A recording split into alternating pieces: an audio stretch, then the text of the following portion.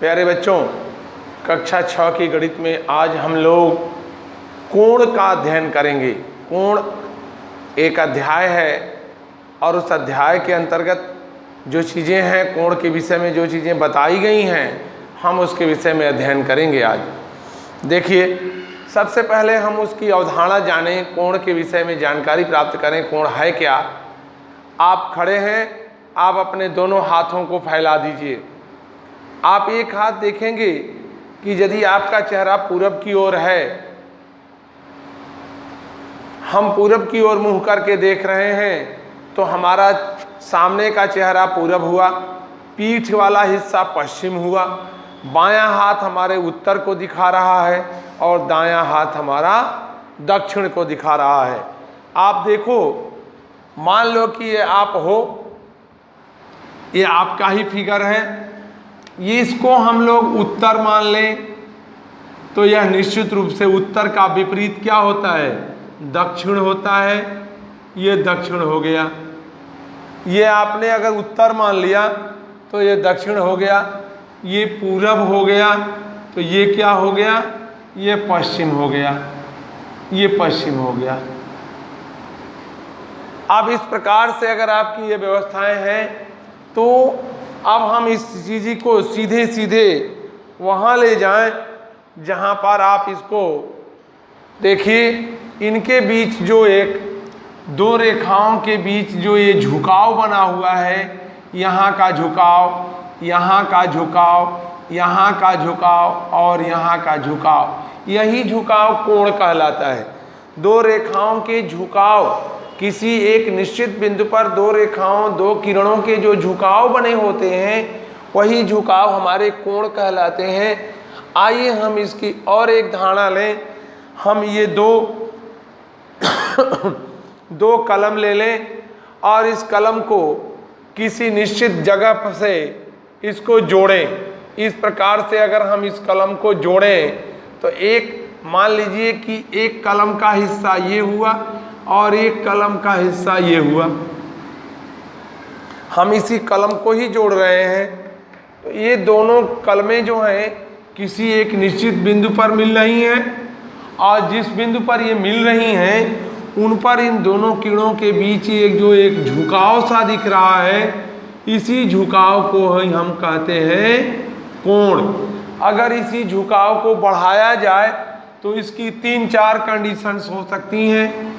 एक तो अगर ये है और ये तीली जो ऐसे लगाई गई थी कलम, इसको घुमा के हम पूरा ला दें, ऐसी कंडीशन हो सकती है। ये 1 नंबर चित्र पर आएगा।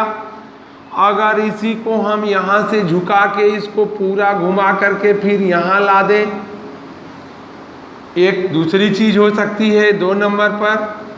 और एक तीसरी चीज़ हो सकती है कि हम इसको झुकाएं ही नहीं। एक कलम थी यहाँ और दूसरी कलम को यहाँ से झुका करके हम घुमा के यूँ ला दिए।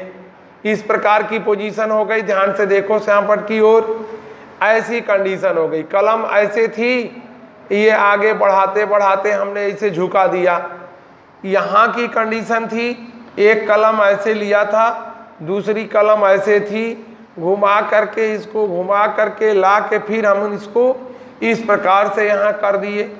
तो इस प्रकार का ये इसकी रेखा किरण बन गई। एक किरण ऐसी थी जो यूँ कलम है और इसको बिना झुकाए इसी पर हमने इसको यूँ लगा दिया, यहाँ से चलाया और इसी पर ये से रख दिया।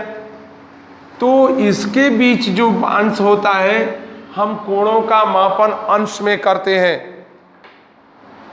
पिछली कक्षाओं में आपको बताया गया होगा कि कोणों को हम अंश में नापते हैं और ये अंश को जो हम किसी संख्या के ऊपर बिंदी शून्य लगा करके इसको प्रदर्शित करते हैं।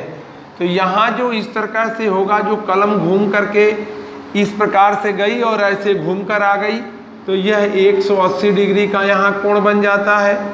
जब ये पूरा घूम करके आता है तो यहाँ 360 डिग्री का कोण बनता है। जहाँ ये घुमाया ही नहीं जाता, जो सीधी रह जाता है, यहाँ पर ये शून्य अंश का कोण बनता है।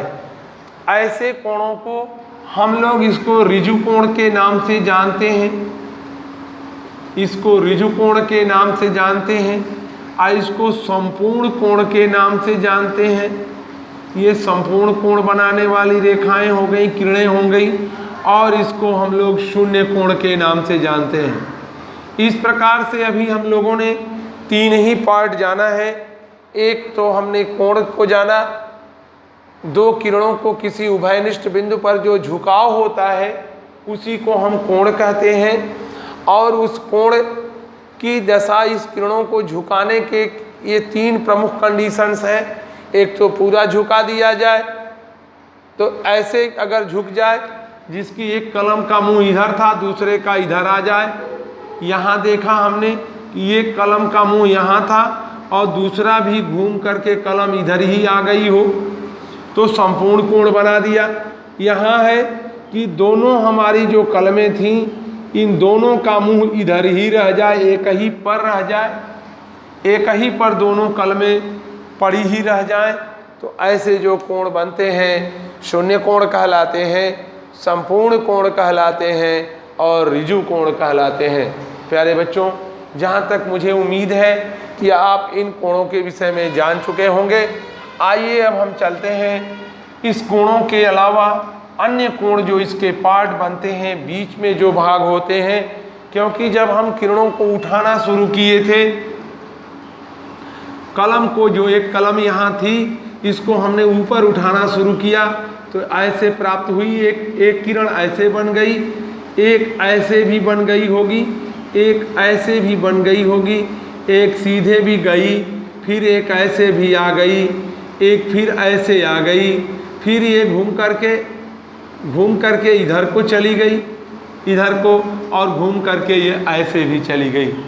इस प्रकार के जो कई, एक पार्ट यहाँ तक बना था, दूसरा यहाँ तक बना, तीसरा यहाँ तक बना, चौथा यहाँ तक बन गया ना।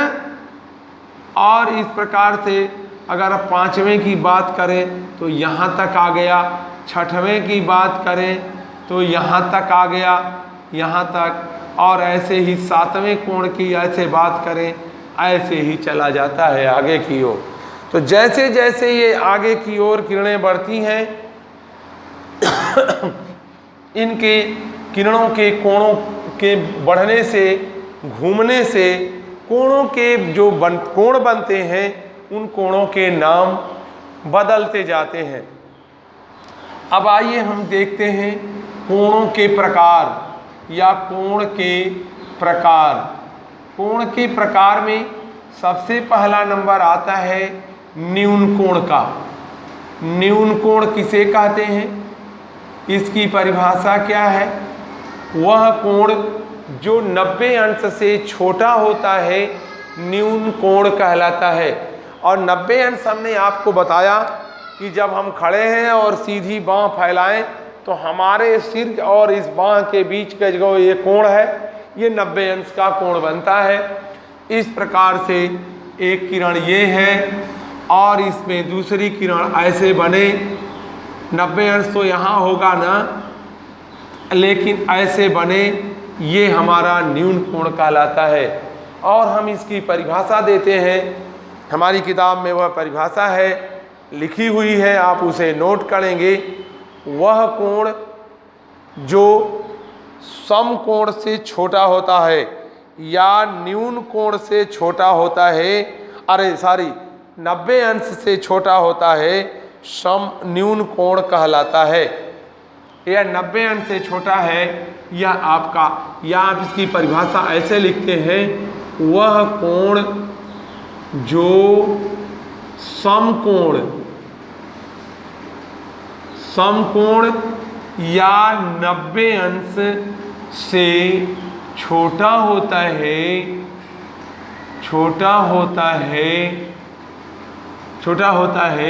न्यून कोण कहलाता है। न्यून कोण कहलाता है। एक परिभाषा बन गई। 90 अंश से छोटे की बात है, इसको हम लोग किताब में ऐसे भी लिखा होगा आपको, 90 अंश। ये 90 अंश से छोटा जो होने वाला कोण है, 90 अंश तो सबसे बड़ा हुआ यहाँ के लिए, और इससे जो छोटा होने वाला कोण है वही यहाँ न्यून कोण कहलाता है। इस प्रकार हम कहें जैसे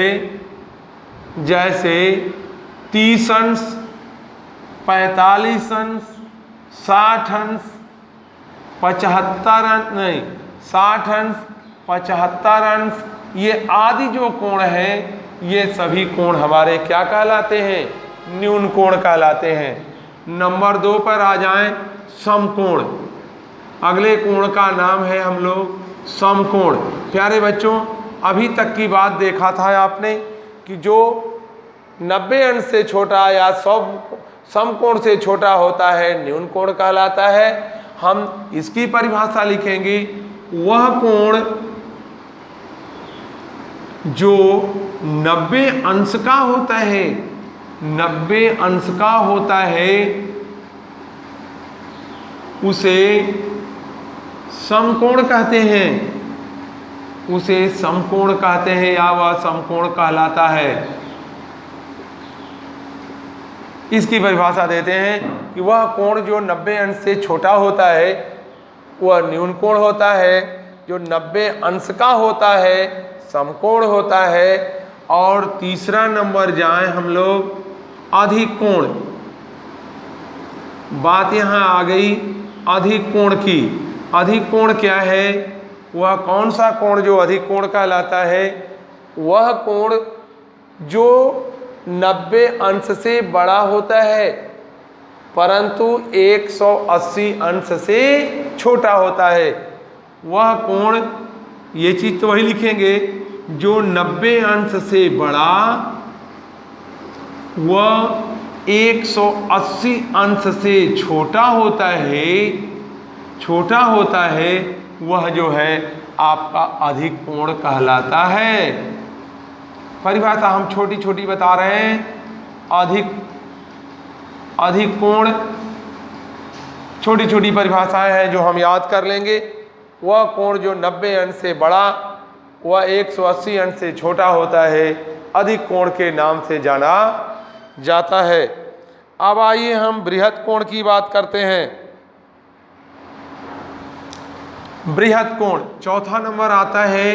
बृहत कोण अभी मैंने जब समझाते समय शुरू में आपको बृहत कोण की चर्चा किया था। बृहत कोण वह कोण जो 180 अंश का होता है, वह कोण जो 180 अंश का होता है वह बृहत कोण के नाम से जाना जाता है, अथवा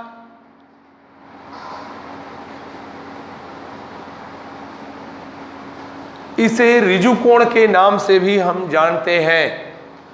आगे आएं, हम इनसे और भी आगे चलें।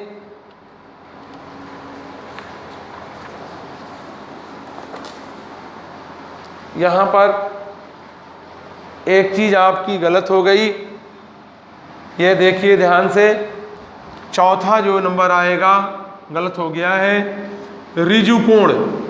यह बात हम ऋजु कोण की बात करते हैं।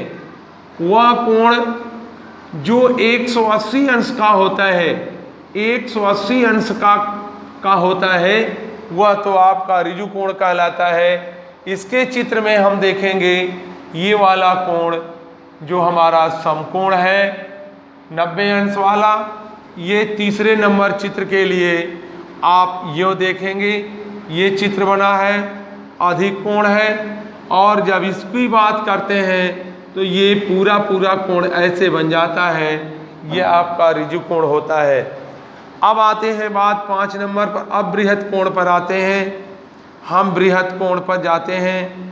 बृहत कोण पर यह कोण जो 180 अंश से बड़ा होता है, 180 अंश से बड़ा होता है और 360 अंश से छोटा होता है, ये छोटा होता है, ये आपका बृहत कोण कहलाता है। इस प्रकार का ये जो कोण बनता है यह कोण बृहत कोण के नाम से जाना जाता है। अब आके आते हैं संपूर्ण कोण। छठवां नंबर आप पर ले आते हैं संपूर्ण कोण, जैसा कि आप इसको पढ़ चुके हो। संपूर्ण कोण को अभी आपने थोड़े समय पहले मैंने आपको बताया है, क्योंकि वह कोण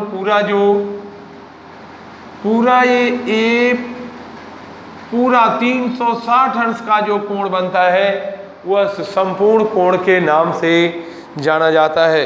प्यारे बच्चों, हम अपनी बुक से इनकी परिभाषाओं को हम लिखेंगे, बनाएंगे और इन्हें याद करेंगे। अगले दिन हम इन कोणों को बनाना भी आपको चाँदे की सहायता से सिखाएंगे। धन्यवाद।